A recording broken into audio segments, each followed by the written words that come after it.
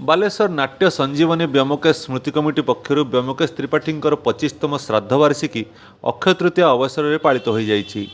मुख्य अतिथि भाव में व्योमकेश त्रिपाठी सुपुत्र इंजीनियर बलराज त्रिपाठी जोग देइथिया बेले सम्मानित अतिथि भाव में जोग देइथिले प्रदीप चंद्र दास और श्रीमंत दास।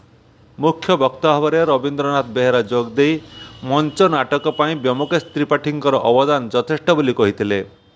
ଏହି ସଭା ଅନୁଷ୍ଠାନ ସଭାପତି ଅଗଣିଚରଣ ରାଉତଙ୍କ ପୌରୋହିତ୍ୟରେ ପରିଚାଳିତ ହୋଇଥିଲା।